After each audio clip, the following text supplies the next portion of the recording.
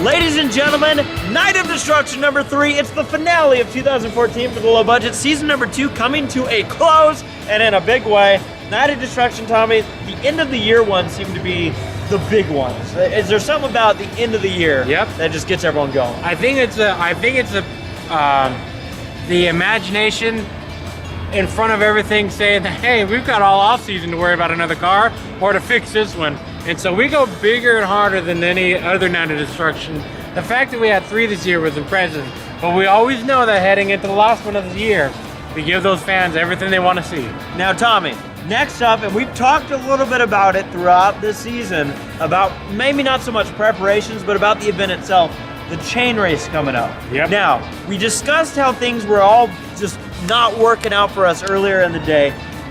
Tools missing, tires flat, just problems that we could have taken care of the previous night if it hadn't been pouring down rain. And this event in particular was where it was the most important, because we had to switch cars over immediately and jump into cars, have 2 of them hooked up together before and after this chain race event.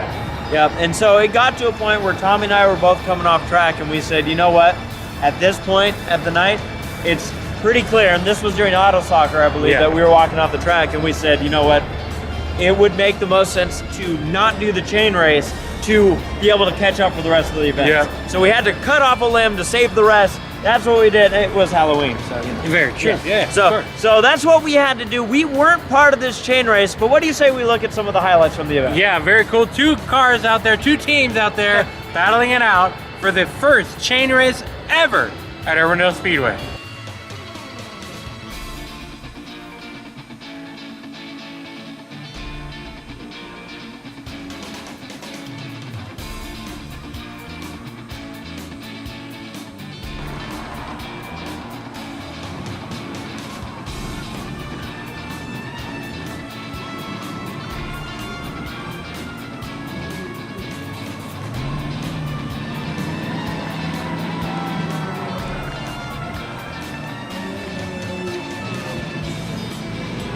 So that was the chain race, the 2-car chain race, or I should say the 4-car chain, depending on how you look at it. 2 teams, 4 cars, 2 10-foot chains, 20 each, whatever. But that race needed more cars, let's be honest. It did, and you know what, to be honest, it was supposed to have more cars, and that was, you know, it just, like we said, a lot of things piled up for us. We weren't able to get to that point, and we knew that there was no point in us killing ourselves to get cars out there. So my question for you, since we obviously didn't participate, in what do you think about the chain race? Do you think it's got the future ahead of itself, or was that the first and last? I'd say I think chain racing at Irwindale is a very smart route to go because those cars are in abundance at the track. Yeah. Now, what's great about those cars being in abundance at the track is whenever a car dies, someone can now look at that car and go, I can still use it for a chain race. All it needs to do is roll. Now, I think the back car at least. Right, and I think that for this event, it's hard because there was such a busy night that I don't think a lot of people were able to put time into the chain race. Yeah. And you know, 7 events, I think a lot of people said, well, I want to do this, this, and this. There's no way that anyone could realistically really work between the figure 8 and the skid plate figure 8 with doing the chain race in between. We tried to do it, and I know a couple people were able to do it with a bigger team, but it just and cars set aside for it. Cars specifically for that event. It wasn't going to happen. I think if they have a chain race on a standalone event, I think you'll see probably, I'd say at least 6 teams out there. Yeah, and that's something that I'm thinking of. Is standalone fine when it comes to these ones. Probably towards the end of the year, the finale or whatever it's going to be called. I think everybody will have those cars completely set aside for that event. So I hope that we see it more often because, man, I was really looking forward. Yeah, that was the event that I was actually looking forward to doing because it was so weird and so out there that it looked like it was so much fun. And even in the highlights, it looks like it can be exciting. Not for the drivers that drove it. Don't get me wrong. They're good out there. They had fun. But I know that you and I can make just a ruckus out there. Oh, and I think we plan to. I think that there's going to be a place in the future for us in a chain race. Yeah. I think we'll make it happen. But after the chain race, now that we've gathered everything up, I think it's looking a little bit stronger now in the pits. Stuff's starting to move with the flow. Well, now at this point of the night, we are done with multiplying our cars and tools. Yeah. This is it. At this point of the event, everything that goes on track from now on goes back in the pits and is done for the year. Yep. So we get past the chain race. It's now time for the skid plate figure eight race. Your expectations going into a skid plate figure eight race, you've done one already, but this is the first one for the money. I've done one already in this same car, so I knew what to expect. I knew how to do it. I had a little bit of an idea on what to do, and for me, I was just gonna go out there and actually try to race it. I know that I've figured out that my car is never gonna have power steering because it's so old, it just doesn't have that option. Yeah. And so that's what got me in that first one. I always driven a car with power steering in skid plate racing, and having one without, you have to really work that steering wheel pretty hard to catch up to the slide. Especially without banking. And so that first skid plate race, I was spinning out of left and right. So this one, I needed to back up my speed, get some better corners, and then have a lot of fun through that intersection, aiming for people, but not trying to kill the car. Right. And as far as I go, I consider this my first figure eight race in the skid plate car. Yeah. You saw the first one. You saw why. You had a bunk run, but now you got a brand new car. Yeah. This car's ready to go. It has Oscar Goodman on the bumper. It had everything on that had car. AC Race Best, MLP, all sorts of things. But this car, I had never driven before. So I didn't know what exactly to expect from this car. But it's a very same car, very similar car Yes. to your normal skid plate. Right. So I'm getting ready for it. I'm excited. And I know now that we have a little bit better grasp, on the camera situation, because that's one thing we were running around doing all day, is cameras, managing that. Literally, getting cameras the day of and everything else. And getting them charged. It was nuts. But we got it all going. It's time for the figure eight race, Tommy. Shall we get it on? Let's do it.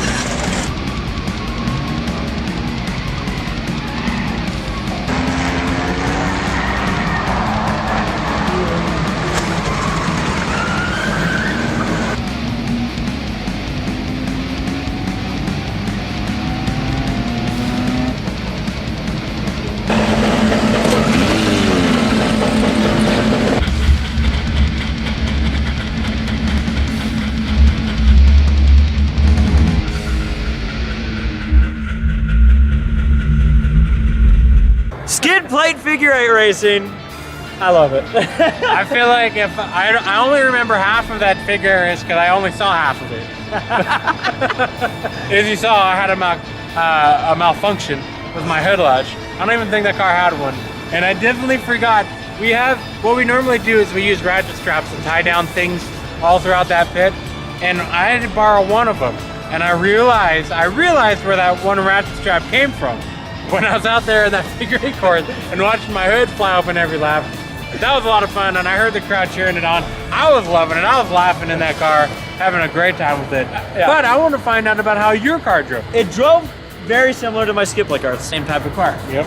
But motor-wise, I would get on the gas and it would bog down. I don't know if it was because of what gear I was running it in. I wasn't running it in drive, but that might have had something to do with it. But it felt like it was a little bit bogged down, maybe something in the motor. These cars just came out of junkyards for a reason. Yep. And sometimes it's the first race where you figure out why. Luck of the draw. So there might be something under the hood that's a problem. That car might be on its way out. I don't know. But, I mean, for what it was, it just took a while to accelerate. That was my problem. Now, I think in a figure eight race like this, I'd rather have a car that accelerates fast. Not because I want to get through the intersection or because I want to be fast. It's because I like timing it to where I just miss somebody in the figure eight. And it is hard to do when your car's going.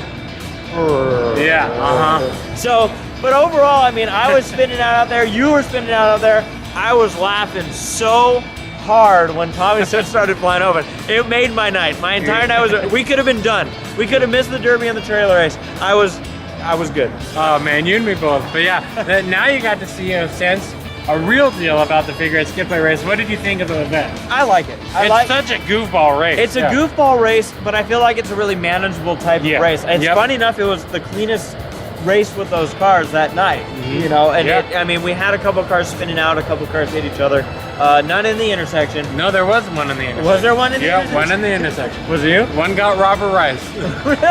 So yeah. I understand the reasoning for it. They keep saying that they want to keep a cap on this. They say they don't want more than 16 cars running it, but I'm a firm believer in run them all. No, I don't understand why, like, you know, a traffic jam would be even more fun, but I know that they're thinking about for safety-wise. They don't want anybody. We're doing a figure eight race. At what point are you starting to worry about safety? Yeah, right. But no, I think that event is a lot of fun, and it's got a good future. Those cars, listen, our first exhibition figure eight race had 10, 12 cars. Yeah. This one has even more cars, and who knows what it's going to be like for next year. People are buying cars and putting cages in them immediately just so they can do the figure eight race. And for what it's worth, top 10. So I finished 9th. Jeffrey, where'd you finish? 7th place for me in this race. Congratulations. So we got our top 10s. Maybe it's cheating if you look at the statistics of it all because there weren't that many cars on track compared to the previous races. But, you know, a 7th place, I wasn't out there, honestly, I wasn't out there to win. I was out there to make it close in the intersection as much as I could. Like I said, with my motor issues, I wasn't able to make it as close as I liked. I also cut it close a couple times. But that's what it's all about. It's, you know, for me, it's about the fans. I know you're the very same way. Yep. But I was laughing too hard when you're hood. I was done. I was done. Oh man. Well, up next, the show ain't over. We still got 2 events left, and now we're gonna really start to crash up cars. Demolition Derby action coming up next.